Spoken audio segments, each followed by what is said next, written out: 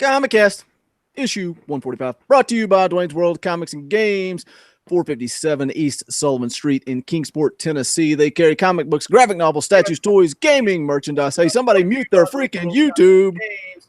Thank you. Brought to you by Dwayne's World Comics and Games, 457 East Sullivan Street. Check them out in Kingsport, Tennessee. Anybody want to take responsibility for that, Gaumer? I will. Oh, David. Me. Yeah, I didn't think it was me. Oh, man. We're at ComicCast. I'm a professional. I'm professional. As you cut off my plug. I'm Boogie Bentley. And I'm Adam Wade Adams answering after Boogie Bentley. I'm following up as AKA David.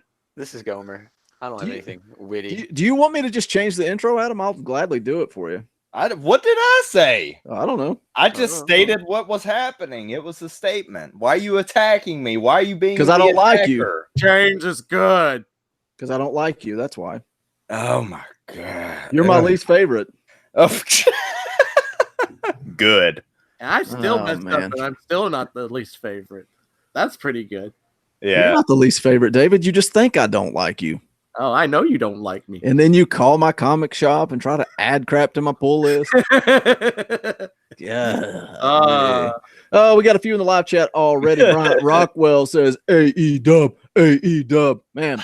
Bryant Rockwell, did you watch the pay-per-view last night? If you did, what'd you think? We can start there. Do you want to start there? Let's start there. It's gonna be short and sweet. But I did watch the pay-per-view last night. I didn't look at buy rates or anything like that. I'm curious to see what it did, how many pay-per-view purchases and how many jerks illegally streamed it. Dude, it was just good, man. It was a good pay-per-view, a lot like All In, just solid top to bottom. For me, Cody versus Dustin Rhodes was absolutely amazing. I sent you guys that picture. Dustin Rhodes, dude, their dad would have been so proud. It was an old school NWA type wrestling match. Blood everywhere. A lot of false finishes. Brandy gets booted from ringside. A lot of stuff like that. Not to Straight out of Compton. Not to the extent of Cody's match at All In, but still a very old school match. It was awesome. You got WWE people showing up. Ty Dillinger, who's now Sean Spears, the Perfect 10 dude, he showed up. John Moxley, obviously. I think a lot of people saw that coming, but it was still cool. I don't understand why. Dean Ambrose in the WWE, for anybody that doesn't know. I don't know why would WWE send him out on top knowing he's going to AEW? That makes no sense to me. Oh, are you asking me? I have no idea what you're talking about, bro. I'm sorry. I didn't watch it. I'm sorry. I don't follow wrestling, so I don't know anything you're talking about. The only people I know in this whole conversation are Dusty Rhodes. Why did you start off like Kermit? You're just talking like Kermit. It was his two sons wrestling each other, David. I know everybody. I'm the Chupacabra. My two sons. What the hell, Jewel? All right, is Jewel Carter calling us hipsters for talking about AEW because we didn't have comics to talk about on Twitter? Come on, bro.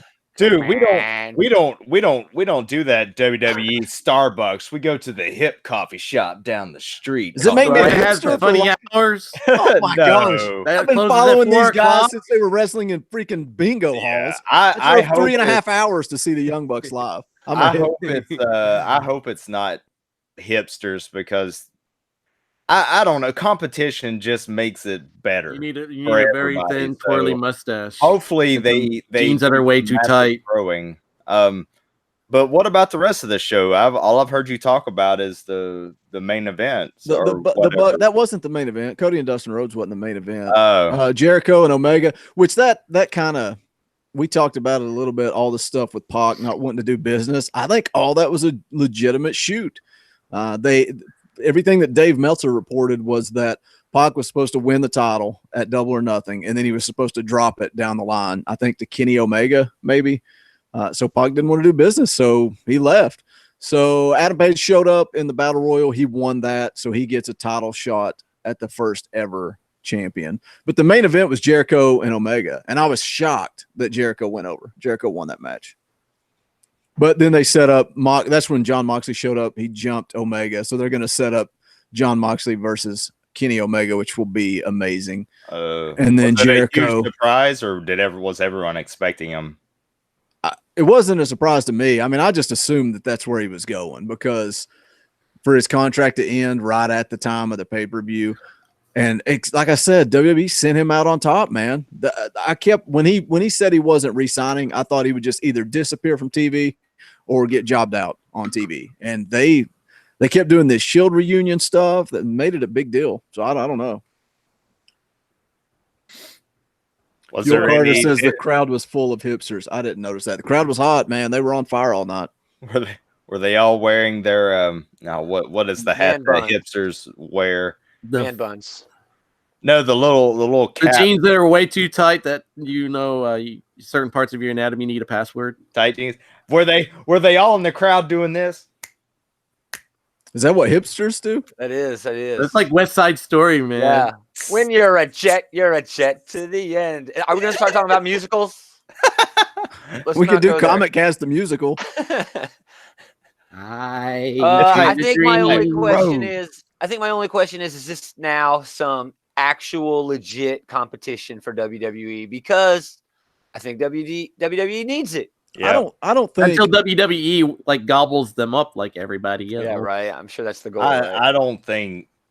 Well, I don't know that it would be. Would it be up to Cody or would it be up to the money man, the owner, Tony Khan? Tony Khan's it'd be up to him, dude. He's the money guy. That's something else I forgot. Cody, when he came out, he came down the tunnel, and when he turned, there was like a big throne sitting there with the skulls with the big cross, like Triple H always uses all that crap. He stared at it, walked to the ring. Brandy pulls a sledgehammer out, and he goes back and hits it. That was pretty. Like the symbolism was cool, but it looked pretty cheesy because when he hit it, like went up in this big poof of smoke.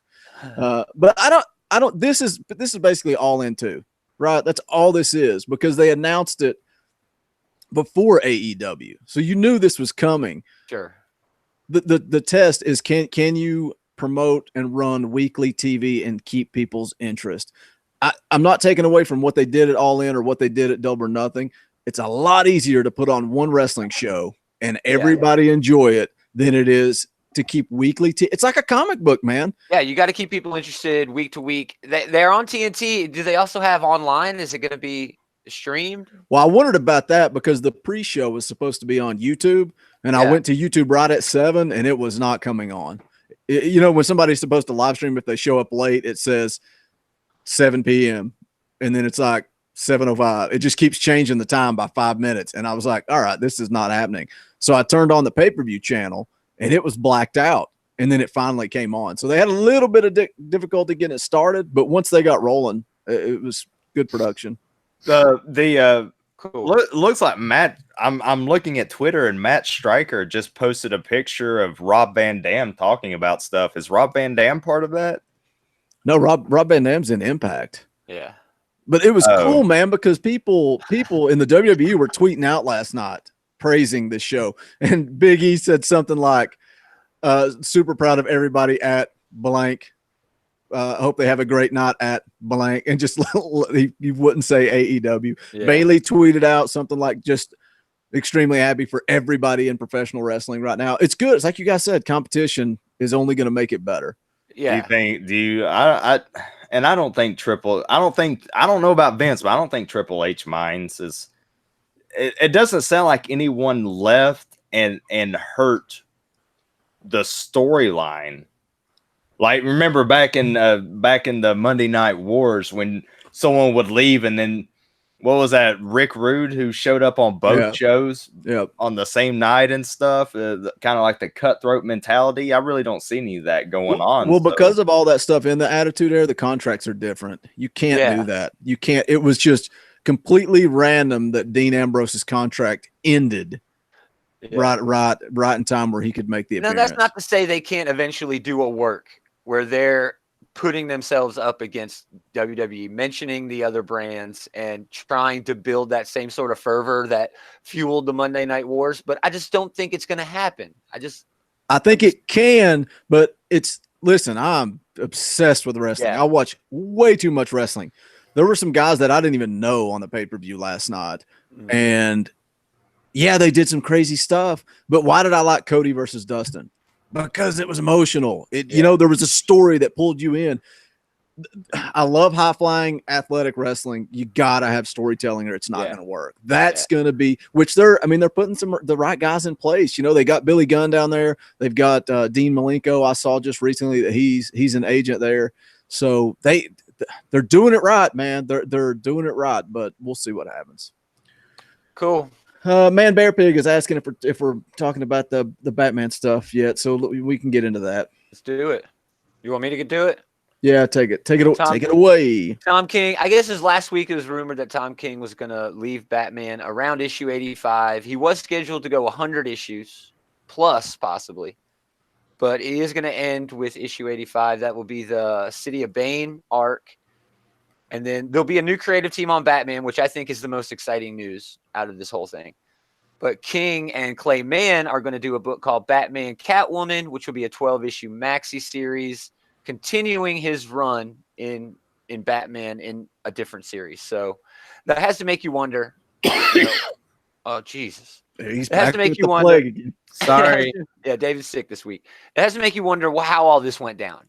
Because it wasn't but a couple of weeks ago that they were bragging about how King's going to go to 100. Well, no, that King's story is going to just change a bunch of stuff. And he was so excited that DC and Warner Brothers gave him all this leeway to do stuff with Batman that he's claimed is going to change the character. I don't know. Now that's going to happen in a maxi series that people can just forget about if they don't like it. It won't be continuity. Diversity in comics, whatever he's called. What's Comics Matter. The diversity in comics guy, the guy that hates Aubrey Sitterson that made the video about us when we got in that big fight. He made a video about this and he was spot on before they even made the announcement, saying that, you know, the rumor was Tom King was off Batman at number 85, and he was saying what he thought they would do was give him stuff like this Batman Catwoman series, stuff like Vision and stuff like Mr. Miracle, to keep him off. Doesn't matter. Exactly. And I think good though. And I think this has to do with the press release. When DC put out the press release, they did suggest that they wanted the Batman title to be a bigger part of the overall DC universe. Kind of like the way Justice League is now. You know, Justice League has everything to do with the last big events that they had. Batman hasn't touched on anything going on in the broader. Yeah, Comics was explained, and Warner Brothers was like, nope. I'm not sure if that's a part of it, but it might definitely be a part of it. Warner Brothers is the one going to pull the strings. Gotham Girl was supposed to kill Batman, and he bets he wanted Dick Grayson to take over. Is that confirmed, or is that what you think? No, I don't think that that's confirmed. It kind of reminds me of something an old friend of a podcast Gaumer and I used to do, Jules. And Jules said that DC has franchises and will do what it takes to protect the franchise. Exactly. And Batman isn't just a comic book character. Murder? We have people. We have fixers. Yeah. I think another part of this is DC announced that Batman is going to just shipping once a month instead of twice a month, starting in January. And we've just heard today Diamond Retailer Summit, I think, is wrapping up. There's something wrapping up, but they told retailers that all of the DC books that are shipping twice a month will go to once a month. I'm so glad. I'm happy about that too. It's okay for a little while, but it was okay when they were $2.99, which you were paying more per month to read a title, but it's a lot easier to go in and have 6 books that are $2.99 each versus $4. Exactly. So basically the bottom line here is Tom King's going to move on to a 12-issue series, Batman Catwoman. He's going to go to issue 85. He's still going to get to finish his run. The shipping and whatever. But I think the biggest question that we can ask, because all this is kind of like we still don't really know anything. It sounds confusing as hell. It is. It does. And I don't really think it is confusing. I think they want him off Batman. They're going to free it up, give it to somebody else, but he's going to tell the same story he was going to tell in Batman and Catwoman. That's what I thought. That's what I thought. Who do we want to take over Batman? Oh, Tomasi. Tomasi would be good. I put some posts here. I heard Tom Taylor mentioned. I heard snag Ta-Nehisi Coates from Marvel and throw him on a Batman book. I thought that was a interesting idea. Put Sam Keith on it. Well, that ain't going to happen. Oh, no, that's not going to happen. No way. I would prefer to talk about something that might happen. I'm hearing Bendis. I'm hearing Bendis. I've heard that too. I've heard that too. No. Listen, whether you love or hate Bendis, you can't put him on both Batman and Superman. That's maybe he'll be off. Maybe he'll be off by the time Event Leviathan's over. I wouldn't be as mad at it if that was the case. If he'll end up making another Batman character like Naomi. They should just. Bear Pig says Steve Niles and Kelly Jones. That'd be okay with that. I could be down with Steve Niles. Yeah, that'd be cool. I just had an idea. What would be a cool if they need to fill space with a Batman book? Some good standalone books would be if they took each of the movies starting with 89 Batman and did like a one book on each, as in what happens after this story. Like, give us something happened, like if there was a sequel to that specific movie. There were like 5 of them. No, you don't get what I'm saying. If there was like Batman, if there was a Batman 0.5, Batman Returns 0.5. Oh, like what happened between the movies? Yeah, something That's like not a bad that. idea. I would read that. So it'd be like this is a Batman Forever extended, Batman Returns extended, but like that would be an interesting thing. Something they could play with, would not mess with continuity, wouldn't be as confusing. It would give them something to do. Yeah. We got 10. We got 10 listening in the live chat right now. Do us a favor, close out the live chat, jump over and hit that like button, share out the link, see if we can grow the audience. Gomer, what were you going to say? What about Joshua Williamson? He picked up the Flash Batman thing, so he's written Batman in this run. Didn't Williamson write some of the button too? I think so. I would be down for that. I think if we're just going by logic, if we're just going by the clues that DC has already given us and not just pulling out of, right field, I think he has to be the front runner, dude. I'm just saying. Bear Pig says, do you guys think it'll be another #1 relaunch? No. I think. Really? No. I think it will be. I think if Bendis takes over Batman, it's going to be. Bendis does, yes. If Bendis does, yes, I would lean more to yes. But no, I think DC hangs their hat on the ability to have their main books run longer than 6 to 12 issues like Marvel does. You know what I mean? I think they see that as a badge of honor in their overall strategy of delivering comics. And I don't think they need to have a title change. I think they know that their audience is smart enough to know there is a new creative team on Batman. You should pick up Batman if you did not like Tom King's run. I think they know their audience is that smart. So Marvel's doesn't realize it. I think Marvel talks down to their audience. Yeah, I think that's a different conversation. But I think in a lot of ways, Marvel talks down to their audience. Legacy numbering, constant relaunches. Marvel number 1000. Marvel, there you go. They talk down to their audience a little bit. Marvel is the parents that say, you had it before and you liked it. They're the ones who say, you want to go to McDonald's? And they're like, no, we got McDonald's at home. And Mom, there's a burger on the stove. And it's like, thanks, Mom. We're Marvel Comics. We're the ones who knock. Are you going to read Batman Catwoman just to see how Tom King finishes it? We will most likely read it for here. Is there more than one of you? Yeah, we will most likely read it for the show. The Royal Week. I'm not gonna jump on the whole damn series right away and say, oh yeah, definitely reading this, like I would if it was Hickman. But you defend everything if you like the. When will they announce who's taking over Batman? It'll have to be before issue number 85. 3 issues before 86 at the latest. For the way the solicits work. So it'll be next month or 2 months. And why was Tom King? Would we be seeing this in the previews? The upcoming previews? Would we be seeing this in the upcoming previews? No, all the news about the upcoming previews for August are already out. So it'll be at least a month or 2. So I may have missed this, but did Tom King do something bad? No, it's very polarizing. People love him. Warner Brothers antsy about changing Batman. We really didn't get all of the inside baseball about why everything went down. We just got all the news about what went down, which is kind of worse. Because that leaves us to imagine, Tom King sucks so bad that Warner Brothers and DC gave him the stanky boot. Well, it's really what probably happened. when he's bragging, not bragging, exactly. but putting He it was over. bragging. He's He putting was it over bragging. that he's going to write 100 issues and he's going to change Batman and blah, blah, blah. Then all of a sudden, Tom King's off Batman at 85. It's almost as though some Warner Brothers executive who's been ignoring memos was on Twitter and saw Tom King tweet that and is like, oh, I better go find out what Tom King's up to. And he's like, oh, hell no. We're not letting you do that. I will be a stupid consumer. And if they put Bendis on Batman, I will buy Tom King's entire run. I'll be like, buy. Dang, man, why are you so mad at Bendis? You're letting Yule control you. Yeah.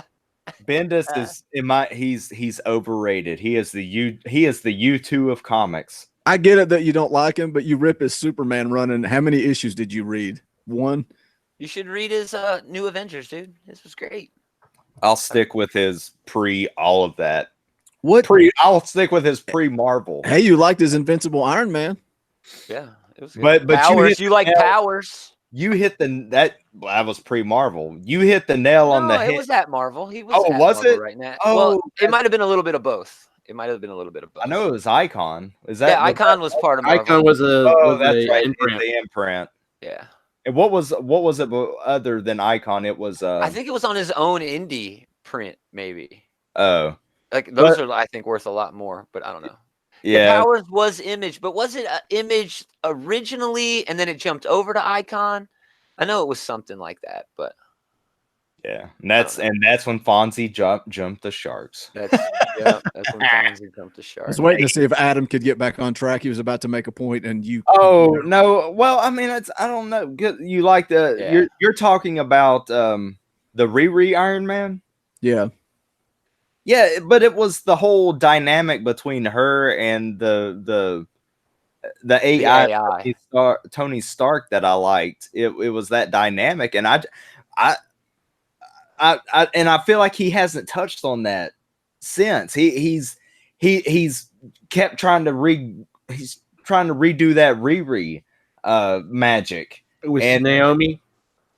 Which was originally Miles Morales. Whatever. There's got to be a racist comment somewhere in there. No, it's not. It's not. It's just what Bendis does. And I mean, I commend him for it because when it hits so hard that they make the greatest animated movie of last year based on that character. But when it misses, it's Naomi, and it's 6 issues of, geez, will you just get to it already? Yeah. And you could have done this in 4 issues. The same thing with Superman.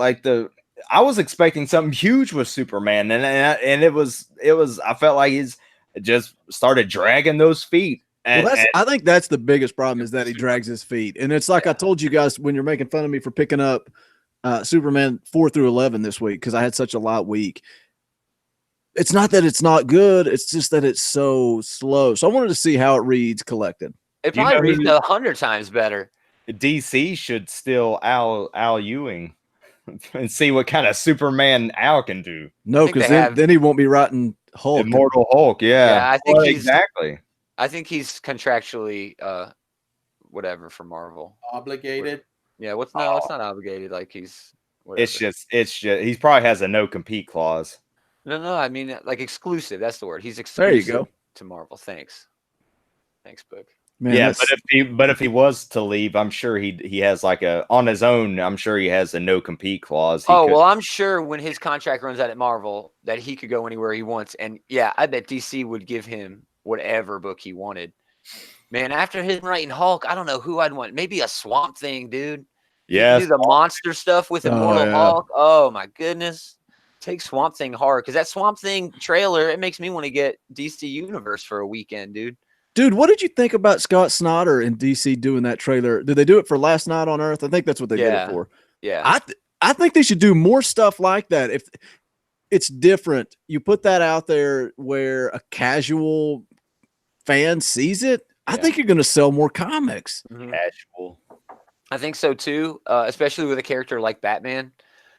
I don't know if it's going to get people into shops. It'll get them on Amazon and stuff like that to pick up a digital copy, maybe. But I don't know. That stuff sort of to me when DC, because Marvel puts out commercials for their big events all the time, trailers. You know, War of the Realms had one. The Spider-Verse had one. I think Hunted might have even had a trailer. But when DC does something like this, it's sort of out of the ordinary. It almost feels to me like they're trying to copy. Well, no, build up a buzz that's not there. Almost like there's desperation there. Like, man, we better do a trailer for this. Really? I don't know, man. It does. The trailer was awesome. That trailer was the really constant cool. 2-page spreads regarding Bendis. Exactly. Dude, those 2 pages. Oh, I thought you were talking about in Naomi. I was going to say those were awesome, but yeah, the Bendis is coming was annoying as hell. Yeah, it was. It made me. It made me want a Snickers ad. I hated those Snickers ads because they fooled you at first. You thought it was part of the my gosh, Flash was just saving the world. Now he's taking a candy bar break. You're not yourself. The trailer for the Batman Last Night on Earth Black Label comic coming up, William in the chat.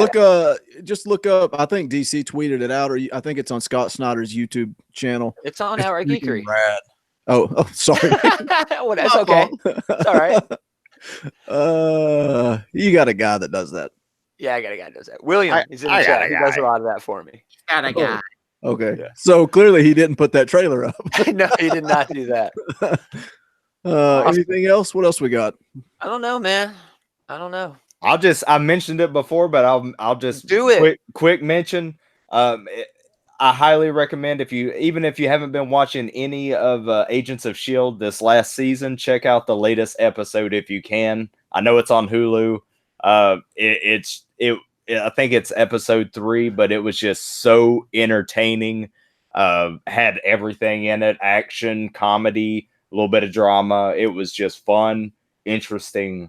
Check it out. I was blown away by it. So I restarted Agents of S.H.I.E.L.D. the other day, and it's so hard to make it from through. The beginning or from the most current season? Because I'm behind. I'm so far behind, so I wanted to, and it's very difficult for me to get through it. Gaumer, you sending out the link brought your people in, so they're calling me this guy. Come on, man. What's wrong with this That's guy? Hilarious. He's the owner. It's only the guy that started the damn podcast. He's the owner. I own you all. That's I have a source. This guy. Oh gosh. You're this guy. This guy. I am this guy. God, who is it? This pop guy sucks. Look at all. Hey, dude, but how cool does that Superman look? Look, it looks pretty cool. It's rad. Have you changed the batteries yet? Or no? And I didn't realize. I forgot that the on and off switch just turns the blue light on and off. So he's been spinning in my office going for 3 weeks or however long. He looks cool though. Wow. We ready to talk comic books? Really good battery life. See if we can dial in these reviews and keep them short and sweet. I know. Flash number 71, chapter 2 of the year 1 story arc. Joshua Williamson, Howard Porter, colors by Hi-Fi. I know I make fun of David all the time because he's like, it didn't list the letterer, and it always does. This book did not list the letterer. I don't know what I'm sure. I think it did that last time. I don't know why I did that. I'm sure it was Joe Sabino. Sabino. Yeah. What's Sabino? Anyway, maybe. Last issue, Gaumer laid it out. It was just the origin story, and that was about it. But we left on a cliffhanger with Barry time traveling to the future, and this was a whole lot of not being able to wrap. Technically, we're all currently time traveling into the future. Okay, Marty, it's your kids. About kids, Marty. That's something inappropriate. I'm going to time travel right now, 2 seconds into the future. I'm going to time travel in your ass. I'm here. Gomer, see why you can't say anything? I know, sorry. Anyway, we got current Barry and old man Barry having this conversation. We meet the villain, which the turtle, really? Am I not turtly enough for the Turtle Club? Come on, man. I like the turtle. The artwork was great, but I love Howard Porter. But oh my gosh, the turtle, and he uses his powers to steal speed. Really? I like that. I don't know why. It's so comic book cheese. I love it. I love this comic book, but the turtle, it was just come on, man. I love it, dude. So funny. So old and young Barry team up for some fighty fight, and they uncover the cosmic treadmill in the future. Barry comes back to the past. Slide into it. When he comes back, he's head to head with the turtle again. So, I mean, I enjoyed this. I really did. I like this. I'm not mad at the retelling of the origin story in the last issue. But they keep talking about time paradox and time travel, and I guess with everything with Endgame, I'm thinking about it too. Yeah, how does? Oh no, it was bothering me because I'm like, all right, so the turtle is back in his past, so it's like the conversation they had. I didn't understand this conversation when I was on your side. I thought this was a younger the turtle in the past. I thought that was. It was like the original turtle the first time. So is Barry supposed to beat that turtle? No, I don't think the future's already been him over and spin him a couple of times. See, I think that's I think that's what Williamson's going for, man. He saw his future in the first one, so of course he sees the turtle as a badass who does terrible, evil things. So now he is like, all right, I see the turtle. I got to beat his ass because in the future, that's what I do. Dude, we got some mixed responses to the turtle in the chat. So, Cheers to Comics is dropping the Flash. Serenity loves the turtle. Respect. I like this. I like him too, man. I made fun of it, and then I took a picture of it and posted it on Twitter. I'll tell you what they need to do is they need to bring the Shredder back so he can fight the turtle. He looked like something from Ninja Turtles, man.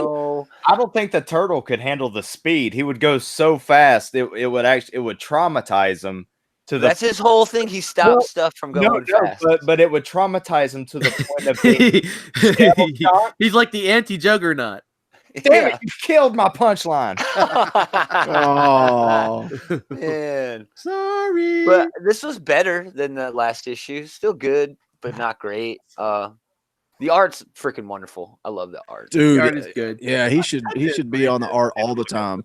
Yeah. He's been off and on throughout Williamson's entire run. And every time he's on, I'm like, this is the guy that needs to be drawing the Flash. But I kind of like Williamson, what he's trying to set up. At least I think he's trying to set up. It feels like he's sort of doing your own destiny. You create your own destiny, but in a way you can't fight your own destiny. Even though he knows he's obviously – Barry should have realized that, if I fight the turtle, it's going to lead on and on and on to this crazy, dystopian future. But then that's the first thing he does when he gets back. He sees the turtle, he's like, oh, I got to fight him. The turtle was in the Flash TV show. Yeah. Oh. I think so. What season? Yeah, looks like season 2, episode 10. I don't remember that. Turtle. Am I too turtle enough for your turtle club? We got 13. We got 13 people listening in the live chat. Those of you that haven't done it yet, just close the live chat real quick, hit that like button, and then share out the link. Come right back. Thank you guys for joining us. Turtle. Anything else on the Flash? This to me throughout Williamson's what issue is this? 71. His 71 issue run so far. Yeah. These are the good stories. I think it's not great. It's just good. I enjoy it. I'm not mad at picking up the Flash. And then I actually fell off after the whole Godspeed thing, and that was one of the best stories. That was so good, so good. Oh well. I guess that's it. Flash.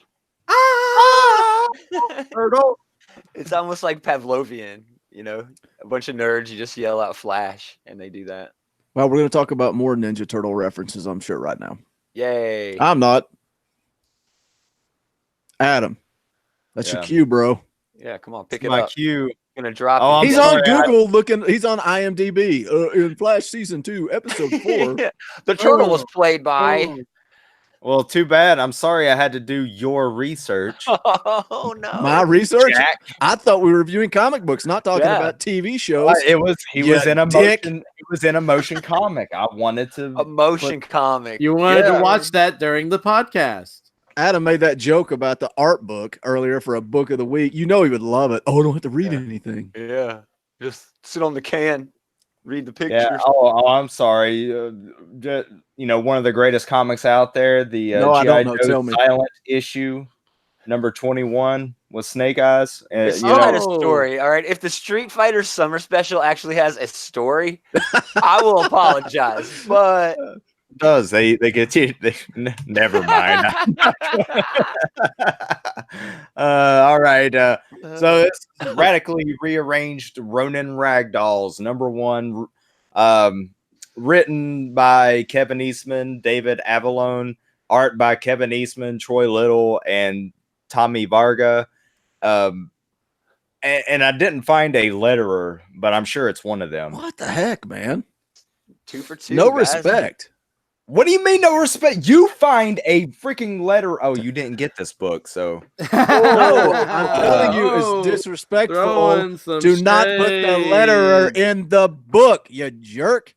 Well, I'm sure one of them did it, so they didn't see a point in doing it. But there's no maybe letterer. Maybe somebody was doing double duty. Duty. So, wow. So this book is a tie-in book to Drawing Blood, Kevin Eastman's new book, Drawing Blood. So this book it revolves around 3 anthropomorphic cats named Tezuka, Miyazaki, and Otomo. Okay, now stop right there. Stop right there. Do you realize the significance of those 3 names? I do. Okay. Well, somebody does. Domo Arigato. Okay. Kitty Cat Otomo. Otomo is the name of the artist that was behind Akira. David's doing your research for you, bro. Yeah, I was about to say the same thing. Is Osamu Tezuka, who is the godfather, the granddaddy of anime. Granddaddy of anime. Miyazaki is the man behind Studio Ghibli. Miyazaki-san, thank you so much. Oh my gosh, changed my life. Almost I'm serious. Almost as much as the Boogie show in Gaumer's documentary. Dude, Studio Ghibli will change your life, man. Studio Ghibli. It will change your life. It's wonderful. It's amazing. But it makes you appreciate our world so much more through animated fiction. And it's hard to describe beyond that. But I don't care if you're even not into anime. You should watch that. Pardon David for laying out the knowledge. Laying down the knowledge. Yes, the holy trinity of anime. That's the best way to put it. Yeah. Yeah. Pretty much. Awesome. But that was the significance of each of those, each of these ragdolls was named after a famous anime artist or creator. Yeah. Sort of like the Teenage Mutant Ninja Turtles. Sort of like the Teenage Mutant Ninja Turtles. Awkward silence. Awkward silence, Adam. Sorry. Oh. David likes to hijack reviews sometimes. He does. And Ragdolls is named after that Aerosmith song, Ragdoll. That is an animal.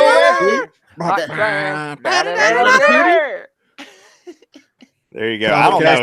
And the kid in this, I'll just jump ahead. The kid in this is named Kirby. I don't know who the hell he's named after. I don't either.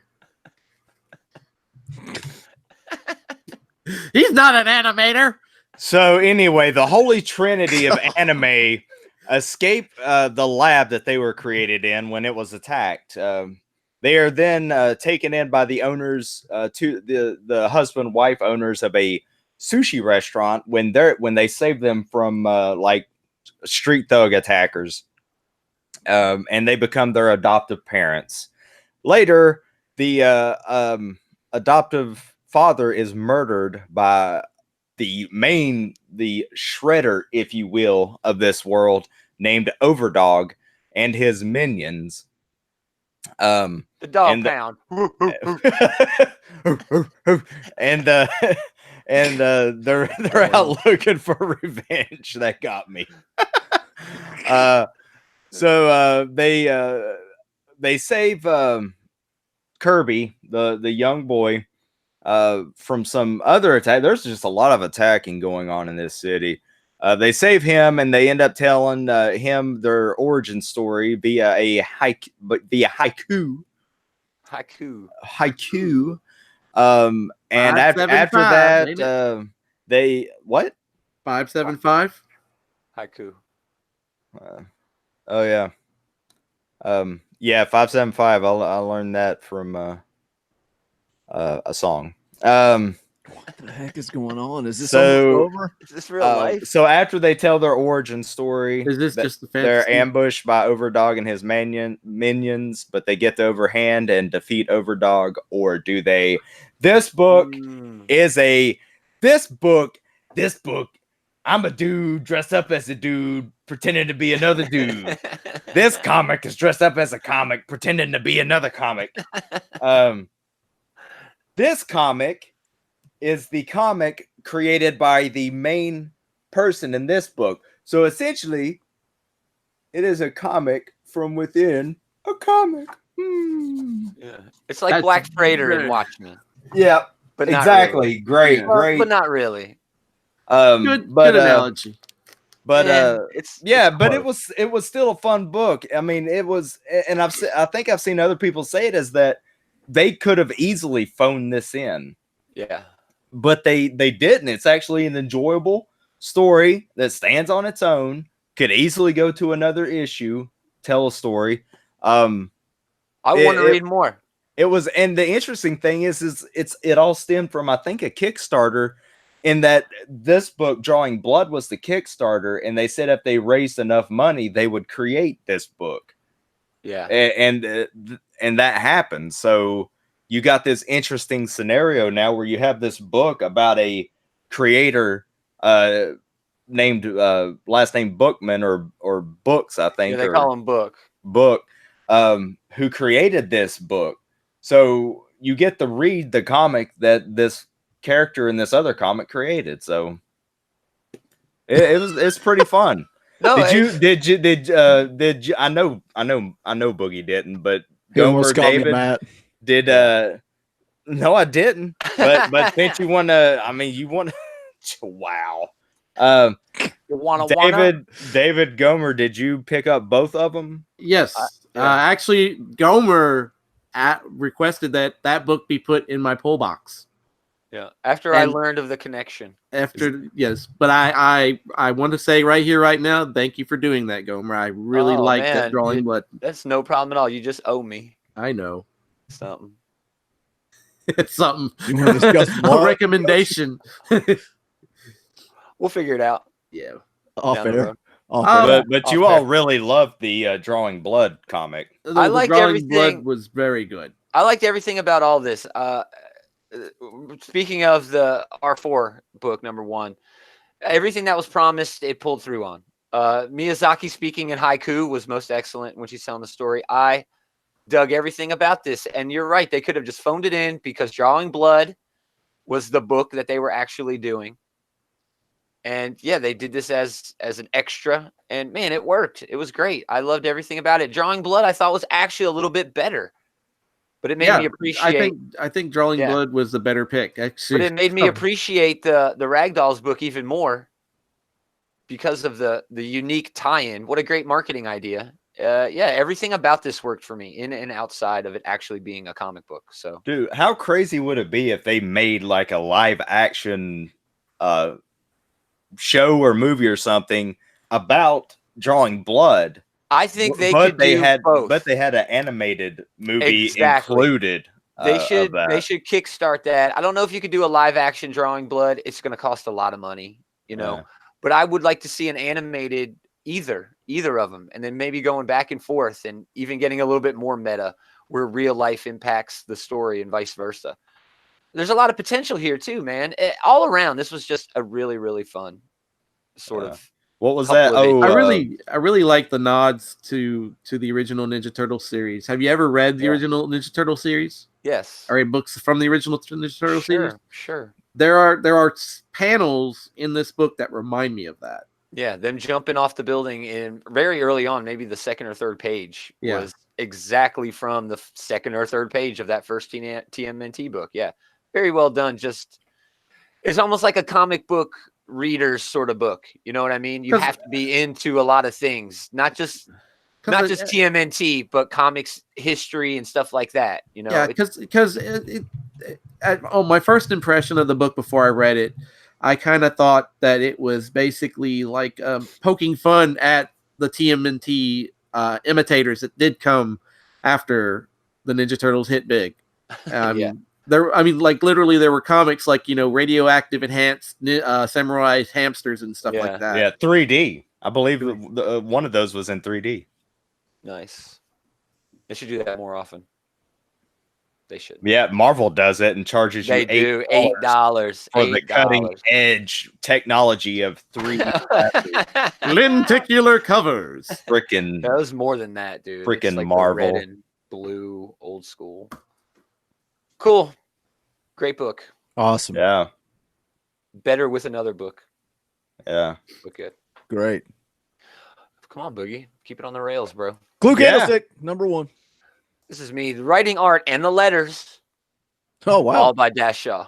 Just keep it easy, man. Keep it easy. All by Dash Shaw. Yeah, just keep it easy. Keep it easy. Who else read this? Everybody read this? That's not the song, bro. Keep it easy. I think we all read this. I read it. This is a comic based on the Clue board game. It follows the classic Clue characters like Colonel Mustard, Professor Plum, Miss White, Scarlet, Mr. Body through an over-stylized, I can't emphasize that enough, how over-stylized every single part of this book was.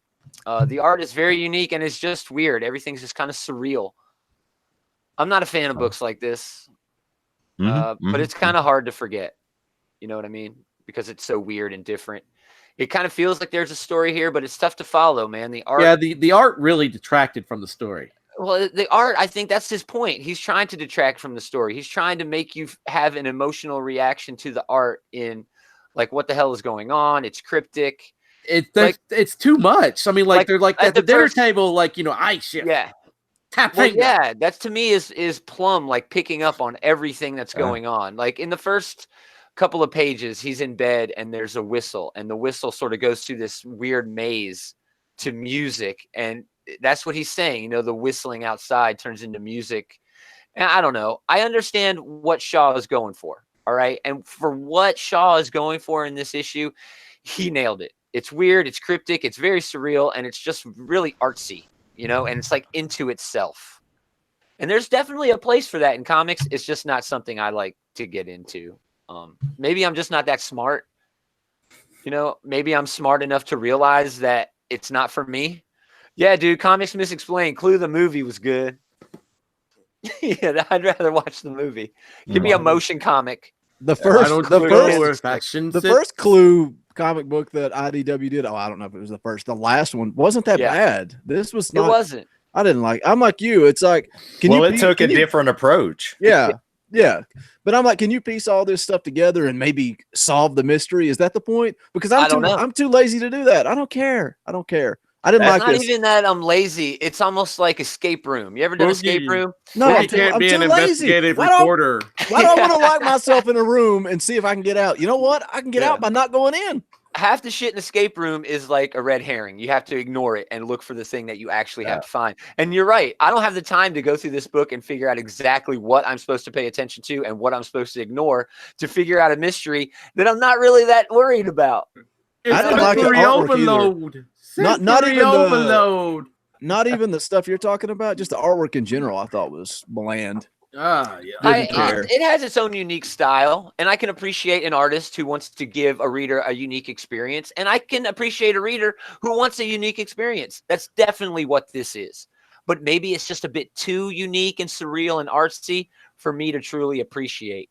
I'm trying to be nice because maybe you're not nice. You're not nice when it's War of the Realms.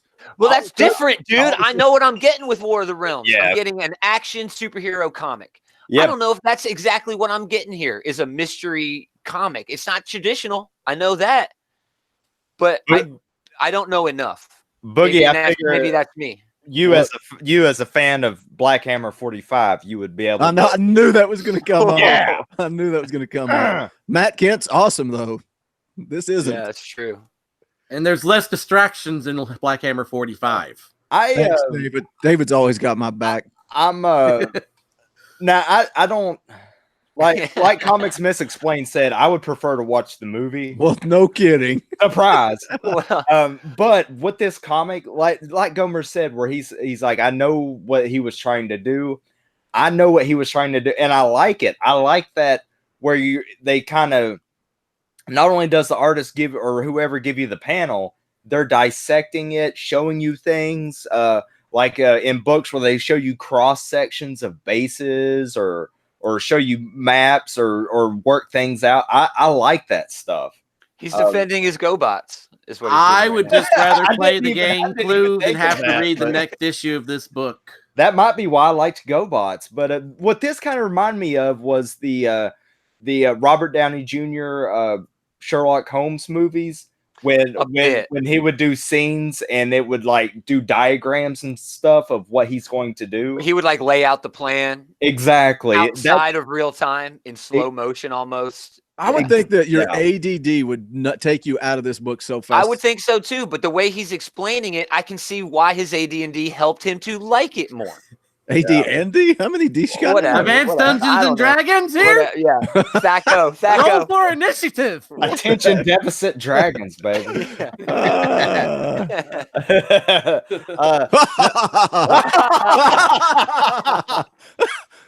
Evil laugh to a laughing contest. Evil laugh break. I love it. We should always have an evil laugh. We should have a break. We're having fun and David's not enjoying it. What the hell? It's usually the other way around. Yeah. Well, I am a little sick and it does hurt to laugh.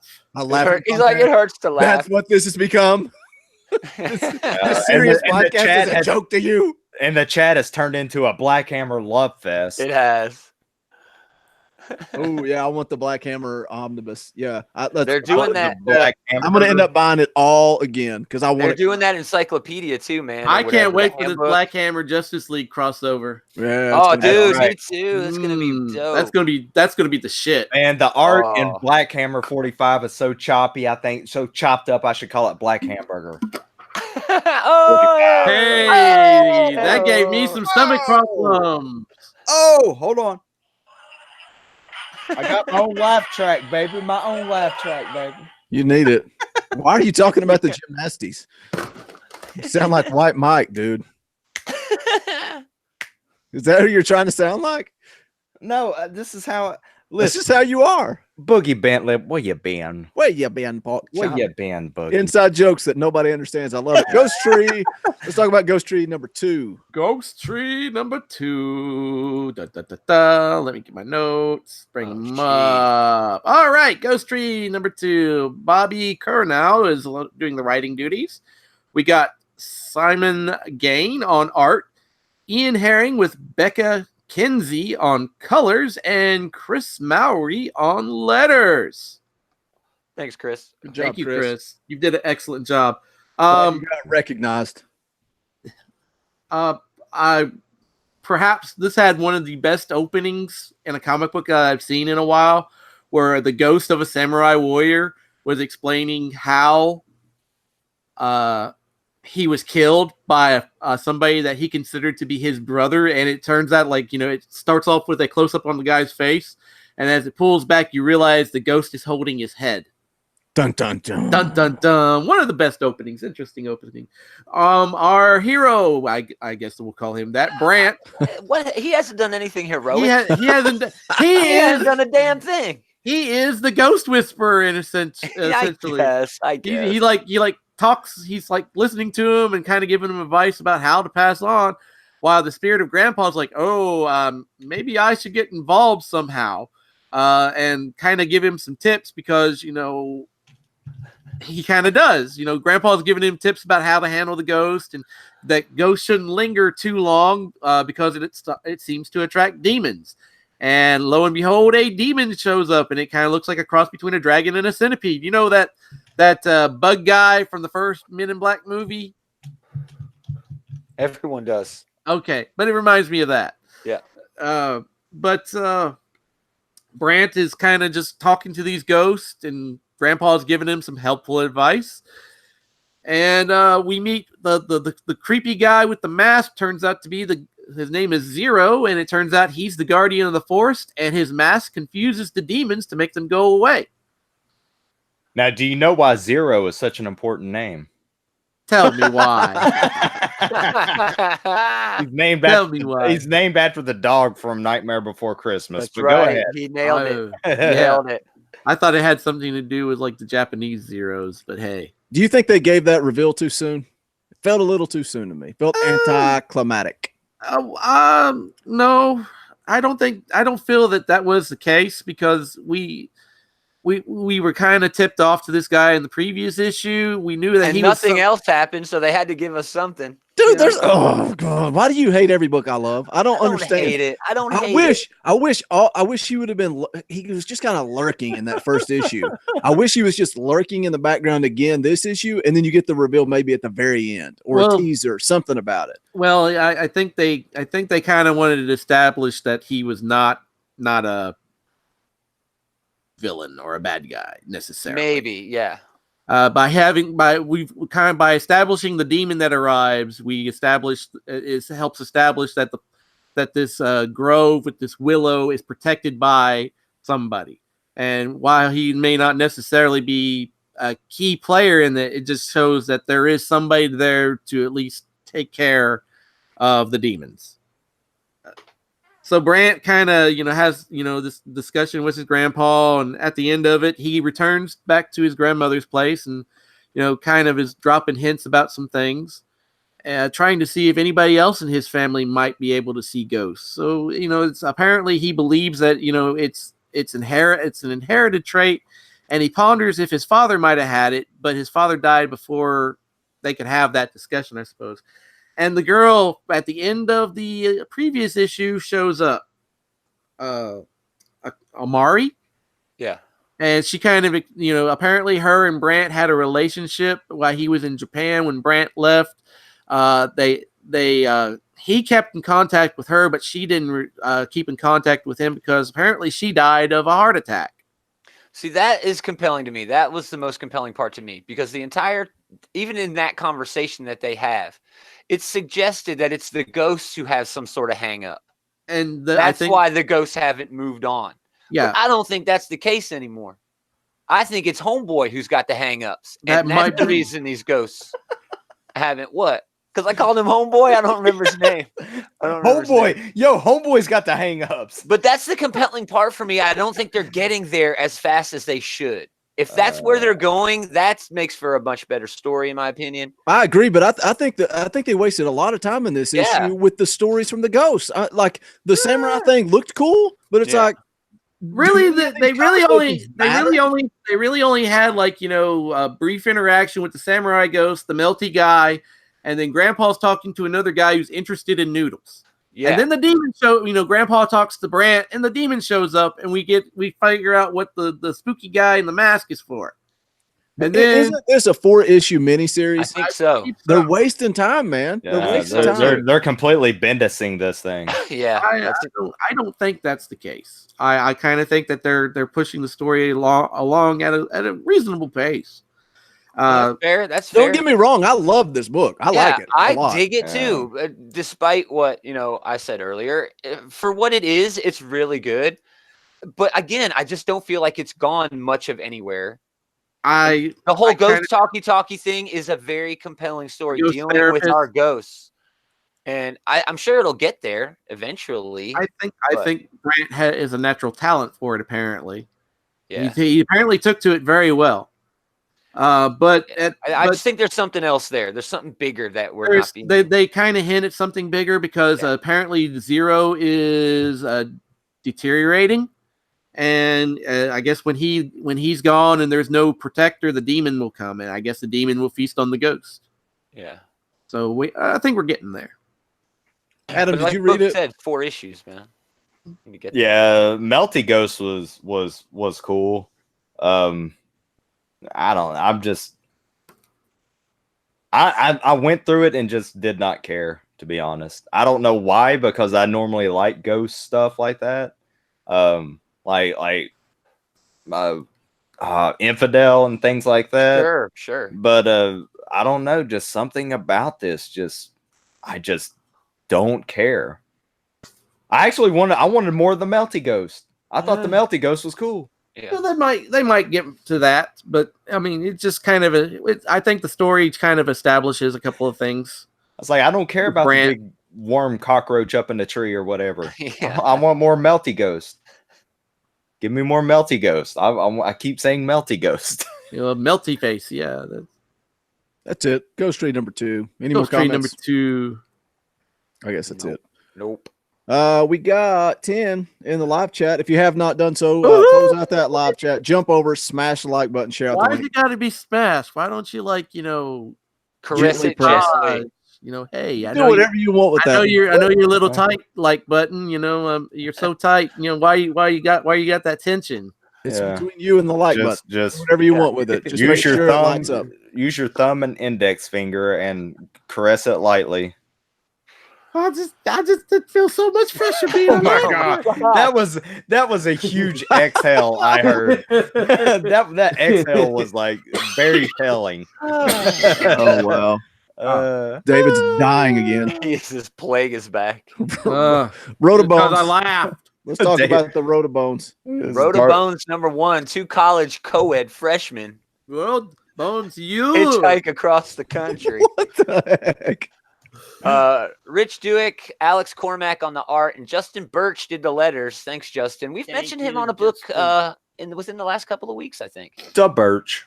1953, the Siberian Gulag Kolyma.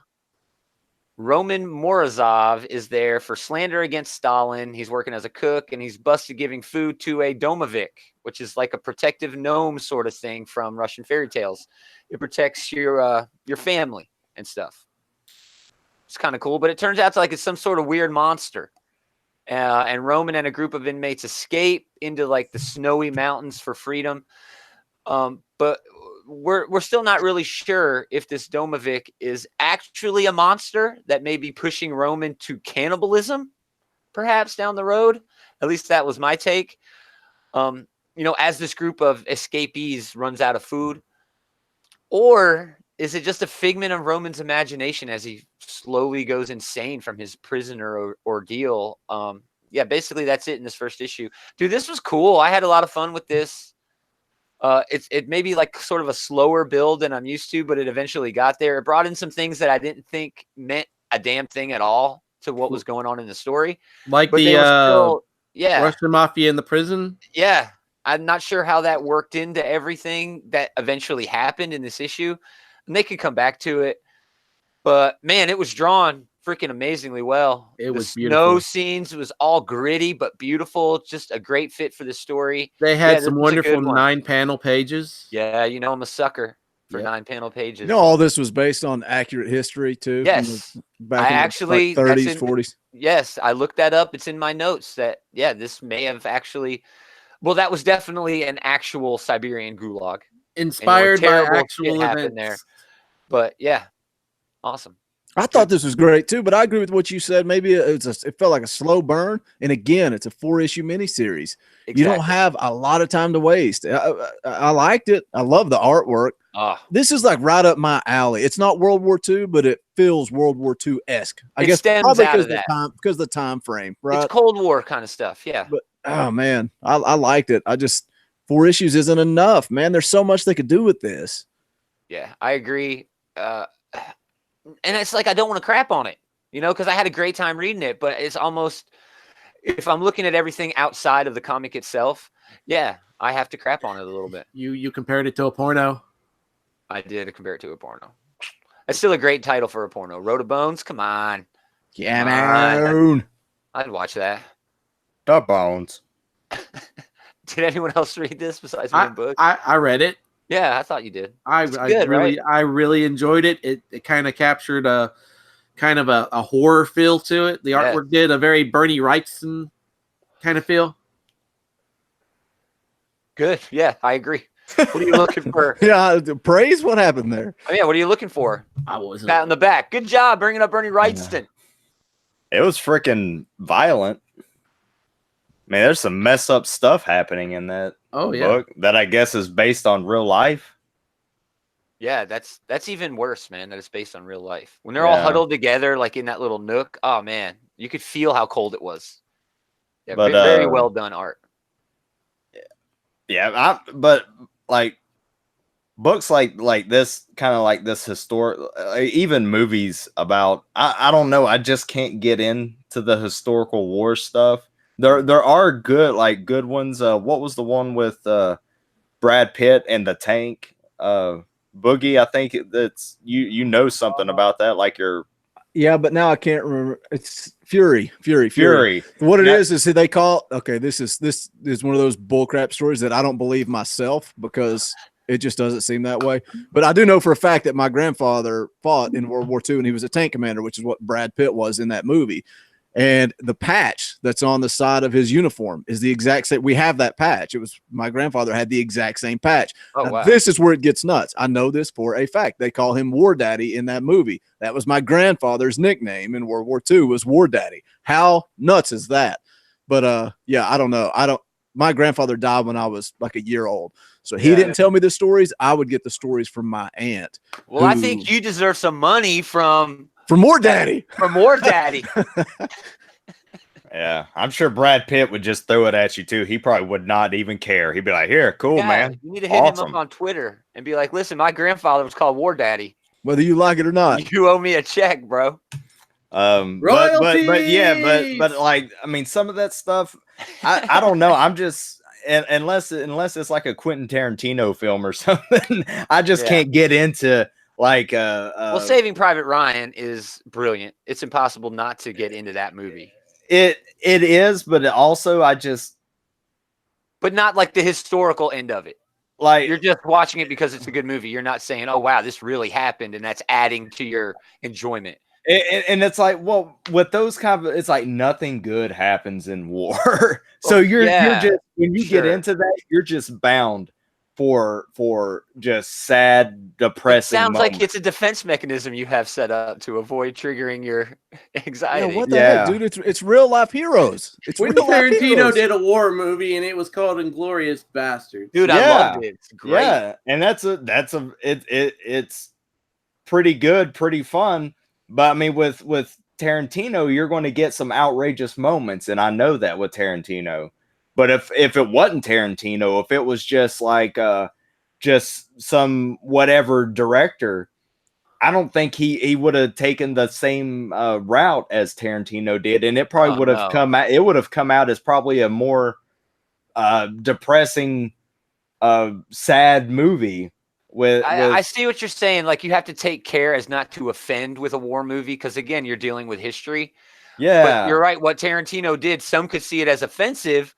But still, the way he directed it, it doesn't come off that way. It comes off as just like a genius doing what he does. And I guess what I'm getting at is that I choose not to indulge in those things. And did you not like Band of Brothers or The Pacific either? I never saw Band of Brothers. Never saw Pacific. Yeah, like I said, I don't watch that. I've never watched Pearl Harbor.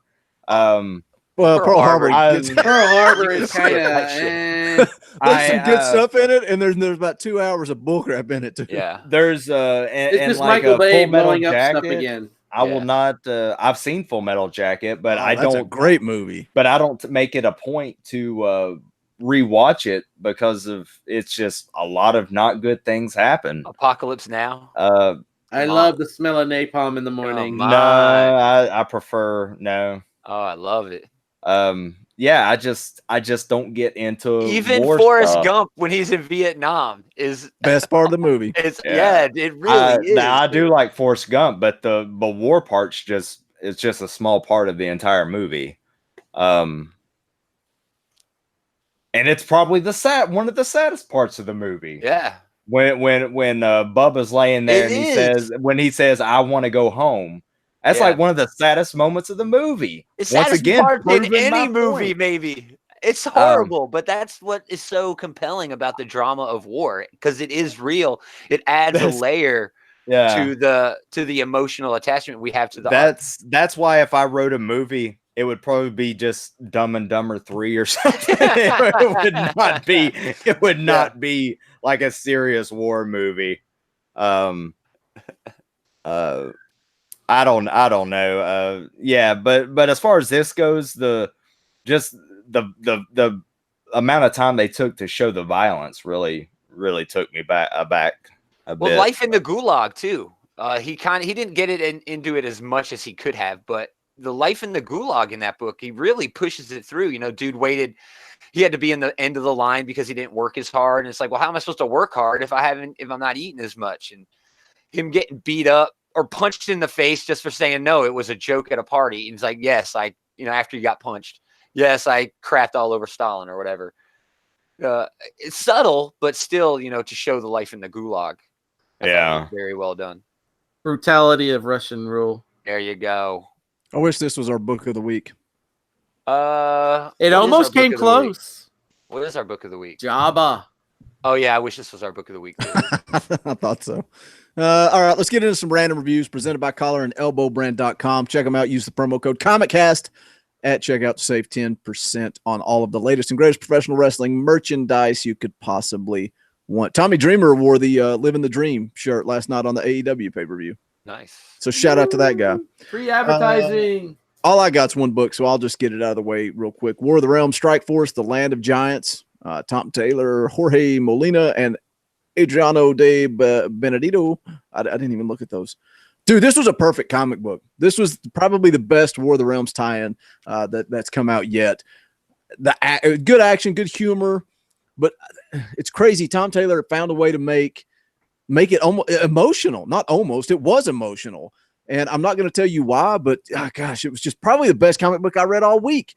But you had, it was the team of Cap, Spider-Man, Iron Fist, Luke Cage, Wolverine, saving Thor from Jotunheim. It explains how Thor came out of his berserker rage. And that's what we were missing in last week. So it goes back to the release date. Why are they releasing these things out of order? This should have came first. But I almost wonder if they want you to see all of the moments in the actual main series instead of seeing it here first. I don't know. I don't know what their strategy is with that. Our reviewer loved this. Yeah. This was cheers to comics in the Brian in the chat. Yeah. It was great, man. And like I said, I don't want to tell you what made it emotional. I would just recommend reading it. And there's a moment with Spider-Man that is just, oh gosh, it's so good, dude. It's so good. Read it. That's it. So was this anything different from the Giant Man tie-in? This had nothing to do with that. What? Remember when it's from the very beginning of War of Realms, Thor got sent off to fight the frost giants, this endless horde of frost giants. So it takes place between the ending of War of the Realms 2 and War of the Realms 3. 4. Yeah, in the main title, Thor just showed back up. Okay. You didn't see anything. He just disappeared and then he just showed back up. You got to read all these other books to see what happened. I understand that strategy. I just don't like it. Yeah, I don't like it either. It makes me want to just not blah. I don't want to do any more Marvel. I don't know. I wouldn't be. I like these Strike Force tie-ins. I don't like blocking off Fantastic Four and Venom and all these other books. Avengers. I don't mind these. I like because it's your option. You don't have to read it. But what you guys are saying though, I'm not getting the full story unless I do. They're leaving too much key things out of the main story. Yeah.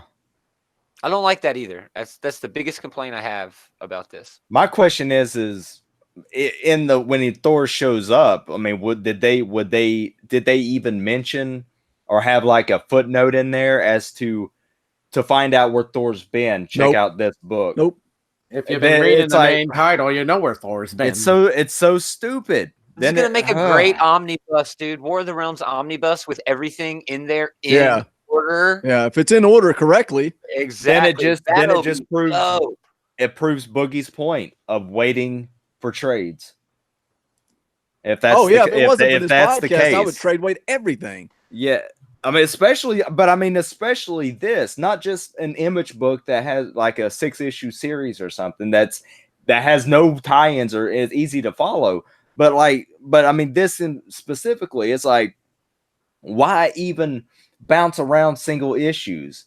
Just let the entire event happen and then buy the event book. Yeah. The whole thing's frustrating to me. I completely agree. If I'm going to read an event, I don't want to be forced to read tie-ins to get everything that I need to enjoy the full event. And I don't think that's what's happening here. And that's frustrating, man. It'd be different if they said, no, you have to read this and you have to read that. Oh, and you can skip Giant Man, but you have to read this. But they're not. They're just saying, hey, read everything because I want to dive in my money pit. Yeah, that's exactly the point. And I get it. They're in business to make money. But by doing that, they have forced me to stop reading the event altogether 100% before the event ends. So did they get money? I love when Adam types. I love it. It sounds like a herd of elephants running. The best part is he used to do it. I'll be like, Adam, stop typing. I'm not typing. And now you can see it. Like, oh, he's clearly typing. I used to say, what is that noise? I don't know. Oh no. Sounds like you're typing. Typing in the chat. Yeah, he's interaction. It's weird when I type in the chat, you don't hear him. What's on Gomer's file this week? I read quite. We know it's annoying as hell. Stop. I read quite a bit relative to the amount of books that were out. It wasn't a lot that I'm reading this week. Dropping Star Trek: The Q Conflict #4. Scott Tipton and David Tipton with Sylvia Alexakis and Elizabetha D'Amico. Still a great read for Star Trek fans. They're bringing all the crews together from all 4 of the main series that everyone says are the main series. I wish they'd get into a little bit more of the characters interacting with each other and less of the story. But the story itself is still pretty good. They could call it the Q crew. The Q crew. Hey guys, I'm in the Q crew. Yeah. Or this is my homeboy Q.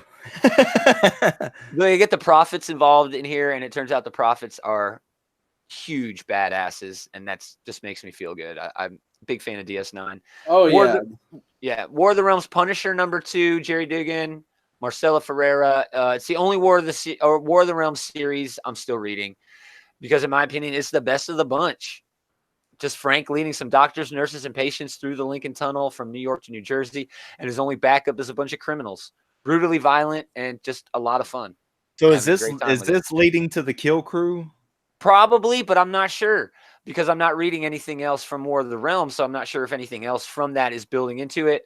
I did know in the last War of the Realms issue, Punisher showed up, but I don't know, man. I don't know. Punisher was like going around gathering all like the remnants of all the other realms together. And for an army. Kill Crew is going to be written by Jerry Dugan. So we'll see. Finally, I read The Goon #2, Eric Powell. Still weird, cool, and just awesome. That was a pretty good issue with the whole origin of Vinny Nosferatu. Yeah, and then he's dead by the end, pretty much. But he's got it. Are you sure? Is he though? Is he really though? Did you check out the Goon and Grumble Free Comic Book Day special? No, I did not. I may have missed that. Oh yeah, I love the Goon. Goon. I have to try Eric to Powell get is that a local guy here. Try to get that to you, maybe. Lives in Middle Tennessee. Just FYI. You want to pitch to David now, or you want to just sit there awkwardly? I thought he was going to talk about the Goon with me for a second. Whatever. Well, I really talk about Faithless. Faithless. Oh, yay! Is that an adult? It should be. It should be bagged and boarded, but it's on the shelves. Okay, well, my shop bags them. Cool, that'd be awesome. But it bags adult comics so that little kids can't get a hold of it. But no, children should not be getting a hold of this book. But there was one copy of it that came like sealed in a covered bag, like it might have had like an adult variant. Something like that. It was a very adult variant where she was I guess she was pleasuring herself. I guess you could say it was like a bowling ball. I don't know about that. It was. I didn't know about this variant cover existing. Yeah, I think that was for issue 1. I did not see the bagged issue #2 cover. It's probably just as pornographic though, knowing this series. But we got Brian Azzarello on writing duties with Maria Lovett on art and Ann World Designs on letters with no colorists listed. I guess after the night of wormy intimacy, Faith wakes up. Poppy leaves her a note and a key to a closet and basically is like, hey, I'm going to this party. You're invited. Just pick anything you want from my closet. And she does. And she goes to the party, and it's like just a party that's like all these famous people in it, and there's cocaine and all kinds of sex acts going on, kind of. And she takes a picture. Security bounces her out. She's on the fire escape, and she meets. Well, at first I thought it was like a famous person, but as the story progressed, I found out differently. then Poppy shows up, and they kind of leave the party. They talk about some things, and then they get harassed by a trio of young men, and Faith basically magically influences them to have a gay threesome in the street. Oh, I think he bowed out. But a gay three-way. A gay three-way in the street. Like right there. Like right there. A street way. Like to completion. Like it was shocking. Yes. Oh, yeah. There was some facial there. It was shocking. No, I'm serious. It was shocking. It was. I think I'm done with this. It was shocking, man. I mean, I've read some adult books, but this one goes a little far. Could you imagine the horror, though? That is horror. That is some sexually explicit horror going on. And then, yeah, it might be too much for me. And then basically at the end of it, Poppy and Faith make it back to the apartment, and Faith proceeds to undress, or Poppy proceeds to undress Faith. And it's like, no wonder my dad likes you. And I'm thinking the dad's the guy on the fire escape. I don't know. But after the forced gay three-way, I was kind of just lost. I was in a different place. Serenity says, "What is this book and where can I get it?" It's called Faithless #2, Faithless. It's crazy, dude. It's crazy. Who did the lettering? And world design. Apparently, a bunch of people just popped back in the live chat and they're like, "What the heck did I come back to?" Yeah. All right. What a time to be alive. It's a decently written book, though, but it has got some just very, very shocking things in there, man. It's shock value, yes. I mean, it's just wild. Yeah. It's definitely not Sunstone. I like Sunstone. Sunstone's a little more tame than this. Sunstone tingles me in all the right places. Oh. I love Sunstone so much. And the other book I just wanted to pick up real cats. Adam's got a furry fetish. I'm about to shut down this review. All right. Well, jumping off of this review, we're going to go to Assassination #3. And oh my gosh, this is just like they plan to hit this guy who kills people with drone strikes. This mafia guy. They go through this place, and then this other assassin guy that's working for the mafia guy comes through and is like tearing them up. This was like a shoot 'em up, running gun issue. Yeah. And then they figure out that they may not have the right guy, but they're shooting first and asking questions later. So it's less dialogue than the previous issues. No, it's still pretty dialogue heavy. Buck Tarkington steals the spotlight because they're like, he doesn't carry a gun into this fight, and he's putting people through walls. And he's like, I just wanted to make it a fair fight. Yeah. It's still the same sort of book, man. I'm wondering when it's going to run out of steam because they're running out of assassins. Yeah, I think they lost like 2 or 3 At this year. least They were 2, down. yeah. They went from 20 to like 7, and now I think they're down to 4. Yeah. So yeah, that's coming. It's coming to a head. Still fun, but still fun book. Very violent. I think Adam would like that. It's repeating itself though. Coming to a head in the street. Yeah. Don't go back to Faithless. Do not. I know that's what you were doing. You're trying to pitch him to it. Stop. It's okay to make a joke. Let it go. Ignore it. I'm trying. It's all right, Geekery. Book of the week. A little bit of more running on that. Such a professional. All right, Geekery.com. Your one-stop shop for all news, reviews, previews, podcasts, everything geek at your fingertips. You can also go there and check out the Scott Snyder trailer for Batman Last Night on Earth. Yeah, that's where it is. That's where I would go to see it. And you could go check out articles about Faithless. And about Adam putting a steel chair around someone's head and stomping on it. Star Wars. AOR, Jabba the Hutt #1. Greg Pak. Art by a bunch of people. 3 different artists. Letters by VC's Travis Lanham. Thank you, Travis. Thank you, Travis. Great to be Jabba. Another one shot. These are going downhill, and they're going downhill fast. And I don't know if Greg Pak isn't making them a priority or what the deal is, man, because I loved this idea when Jody Hauser was doing it. But they're just, I don't think they're as good. In this issue, we got every scoundrel in the galaxy sipping. I'm laughing as I read my note, sipping on that sacred desert wine and Jabba's basically running moonshine. But are they laid back? Yep. Strawberry wine. For whatever reason, this desert wine is sacred to Tusken Raiders, and they won't sell it. They're stingy. But everybody wants to get their hands on it. There's an Imperial officer that's having financial difficulties, and he wants to get. It's just really. Why do we need to know that an Imperial officer is having? It's like trying to make him real. I got to pay my mortgage. It's just dumb, man. It's dumb. Jabba's a puppet master in this, and he basically sits back and watches the chaos unfold. Everybody dies. Yeah. Was Jabba being a puppet master, or was Jabba sloppy? I don't know. I saw that. That's the problem. Was Jabba getting all the enemies at one time? Right. So was he playing chess, or was he just sloppy? I don't know what happened. I saw that Cheers to Comics tweeted out that they liked it. I did not like this at all. I liked the idea of this, but like you said, was Jabba being the orchestrator of this big plan, or did he just sort of push people in a direction and then hope everything would work out the way he wanted, and then it did? I'm just not sure, and that not knowing, it just wasn't as smooth to me. You know, the worst part of this was how the last Boba Fett, one shot was, Boba Fett only does stuff for the money, just I got to go get the next bounty. But then he's hanging out with Jabba, just being Jabba's little bitch. I don't know. Jodo Cass. I don't know.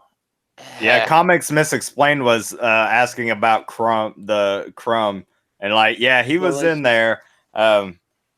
With his they put it in there. I mean, what would have been a better story? When I was reading this and they're talking about the sacred desert wine, and then it shows Jabba chugging it. I thought it was that little glass thing that his frogs sit in, and I thought it was going to be a joke. Like everybody wanted this stuff. It was just that, like I thought it was going to be funny. Futurama, but right? Nah, it sucked. This could have been so much better. I think Greg Pakpak is dropping the ball here a little bit. We said it last week. He's hit or miss, and this was a miss for me. Well, maybe not a 100% miss, but it didn't hit the way those Hauser ones were, man. Those Hauser ones were great. I'm telling you, man, she's meant to write Star Wars. I think she is a huge Star Wars fan, and it shows when she writes Star Wars.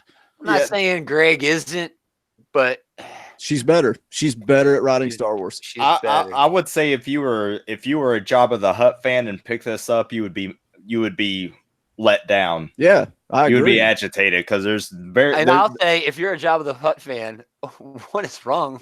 What is it? Yeah. I mean, you can be. I was sure. The one point I lit up with this book was when I saw the little Jawas. That was the artwork sucked. That panel was the best panel with the Jawas. They were the best. I like the Jawas, and then it reminded me of Spaceballs with the dink dink dink dink dink dink dink dink. The art to me wasn't really all that. The flamethrower.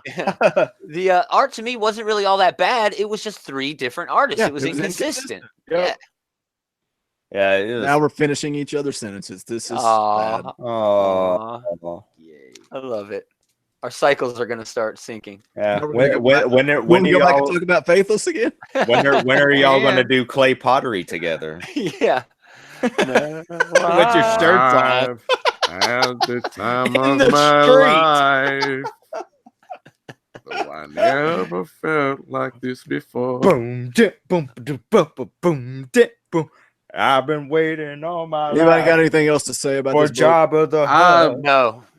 I didn't even rate it, but I will now. $1.99. $1.99 for me too. Yeah, $1.99 right here. $1.99. It was close to the bin, dude, but it had just like the whole idea of Jabba pitting these three groups together so he can win over on a fourth group that he actually wants to keep happy is great. But they didn't pull it through. It wasn't as smooth as it needed to be for that. So. New comic book day. Let's talk about the Outright Geekery Book of the Week poll for next week. Adam, what are you throwing on there? It's not. I'll get it on Twitter as soon as I can. I'm not prepared. I'm throwing on Rick and Morty number 50 by a lot of people, but I'll just throw out Kyle Starks, Mark Ellerby, Sarah Stern. It's just, this is the solicit. It's just Rick and Morty. Rick and Morty and Their Adventures, Morty, Rick, and Morty forever and ever. 50 issues, Rick and Morty. This issue is celebrating it by having all the creators, I guess, from the previous Rick and Morty issues come back for... it doesn't say if it's one story or it's going to be multiple. I'm assuming multiple stories. That's Rick and Morty. They're always using multiple stories, even in the same episode. Rick, that's the great thing. That's the great thing about Rick. Rick, you need to get your crap together. Put it all in the bag. Get your crap together. Damn it, Morty. We're going to do it in the street. Wow. To completion. Come on, bro. Come on. But yeah, Rick and Morty number 50. Good choice. Good choice. Or not. It's okay. Shut up, Boogie. Okay. Well, dang, that was easy. It was. Who's next? David, you go. I'll go. I'm going to pick She Said Destroy, number 1, with Joe Corello writing and Liana Kangas on art. Over the millennia, Bridget, goddess of the sun, has conquered and converted the entire solar system into worshiping her and her alone, save one space colony. The witches of Fae are the last believers in the Morgan, the goddess of death. Bridget's sister and the only other god left. As Bridget's forces prepare for one final battle, the Morgana prepares to do what she do best. Man, it sounds lame. It sounds so lame. I'm sorry. That book sounds bad. That seems interesting. I don't think so. It seems bad. It's probably not going to win, but I'm going to put it. I hope not. I hope it does. I hope we never mention it again. We're going to mention it again. Next week. I'll go because Boogie's got the winner. Voracious Appetite for Destruction number 1. Marcus Inasso and Jason Murr. I won't read the solicit for this. I'll just give you the background. A restaurant chef his uncle leaves him a time machine. So he goes back to prehistoric times and accidentally discovers that dinosaurs taste good. So he starts serving up dinosaurs. But then he realizes that he's actually not traveling back in time. Well, he is, but he's also traveling to an alternate dimension where dinosaurs evolved into having an advanced society. So when he goes into this other dimension into the past and kills these dinosaurs, he's changing their timeline. And it's just gotten crazier and crazier from there. It started off as like a chef book, like a cooking book. And there's been so many of those. A little bit of Ray Bradbury thrown in was like the sound of thunder. Exactly. But it's got some Ray Bradbury, Dinosaur Island thrown in. Some Dave Chappelle. There is a bit of Dave Chappelle. It's really good. So it's probably not going to win. We probably won't even talk about it next week. We will talk about it. It'll be in the random reviews. Oh, yeah, maybe. So that's on my list. Boogie, what's going to win, though? Oh, man, David sounds like a drill sergeant. You always say my books are going to win the poll, but I just sit back and then you tell me what to pick. Batman, last night on Earth, number 1. Scott Snyder. Greg, you say Capullo. I say Capullo. I think it's Capullo. Capullo. Are you confident it's Capullo? I'm not. You say Capullo. I say Capullo. Come on. It's question everything. Question everything. It's Capullo, bro. It's Duggan. It's Duggan. Yeah. Bruce Wayne wakes up in Arkham Asylum, young, sane, and he was never Batman. I'm just gonna leave it at that. I'm not even gonna read anything else. That's the pitch right there. I think that's enough. He was all-star team, man. He was actually Bradman because he's played by Brad Pitt. Yeah. The poll will be up in just a few minutes on Twitter at ComicCastPod. You can place your vote. I've not had time to get it up there yet, but it'll be up soon, so look for it. Do we think it's a cloned Batman going on here, or is it clone Batman? I don't know. I kind of think it's like an Elseworld title. No, it is, but it's still going to have its roots in the traditional mythology of Batman. So is the overarching story that this is like a clone Batman who maybe the real Batman locked away? I don't know. These Black Label books it's so hard to know exactly what's going to happen. They're all so weird and it's going to be like the clone story where we find out the Batman we've been following is not the actual Bruce Wayne this entire time. Yeah. When is Azzarello finishing his Batman book? Isn't there still an issue left on that? There is. I have no idea. There's so many delays on so many high-profile books at DC right now that it's kind of sad. Everyone's talking about DC's new strategy of limiting their line to just a small number of books. I'm not sure if that's actually what's going on. If Doomsday Clock is going to change as much as everybody's talking about, maybe they don't have as many books out because Doomsday Clock is taking so damn long to finish. Yeah. And everybody's got this backlog of freaking titles, but I don't know. Who knows, dude? Jeez. We get Doomsday Clock number 10 this week, maybe, if we're lucky. No, they said it's coming. It freaking better. It better, bro. Is it though? Is it though? All right, that's going to wrap it up. ComicCast issue number 145 for AKA David for Gaumer. For Adam Wade Adams, I'm Boogie Bentley. We will be back next Sunday around the same time. Just look on Twitter and find it. As always, this podcast is brought to you by Dwayne's World Comics and Games. Check them out, and we will see you guys next Sunday.